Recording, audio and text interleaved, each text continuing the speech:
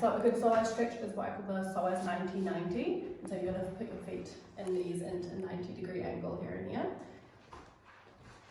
The goal of this is to kind of keep your knee, this knee pushing down to the ground and this knee pushing up, and your torso is going to go back towards this heel. So if this is as far as you can go, then that's fine. As long as you keep that knee pushing down and this knee pushing up, you should feel it across the front of the psoas. It's like a runner's lunge. So you're going to have your knees like this. The goal of this is to try to get your hips to go downward. You can go forward at the same time. The trick is to keep your hips closed. So as you lean forward, you don't want to open up your hips. You want to keep the hip coming forward with you and tucking your pelvis underneath you as you go down. And you should feel across the front of the psoas muscle. To stretch the outside of your hip, you can start with just pulling your knee across, or you could try and drop it down further. And then what you could also do is lean into a figure 4 and lean forward a little bit.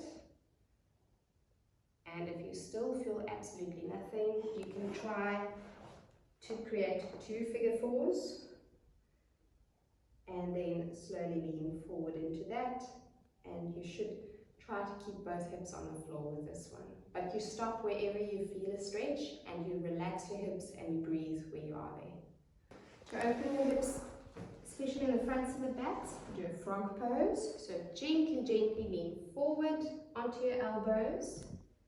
And then you can search for where your body gets a good stretch and release. It should feel comfortable and like it's just opening the front of your hips gently. Pigeon pose to stretch your hips and your glutes.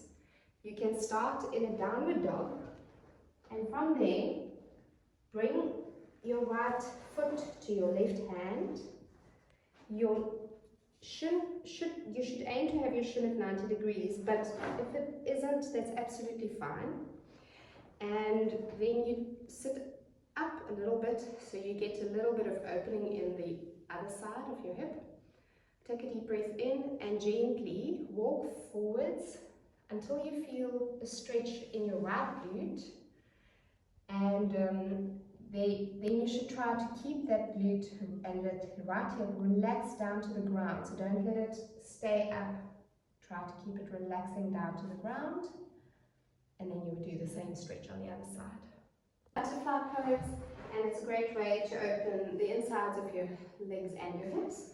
So you could start sitting up, and you could press your hands onto your thighs.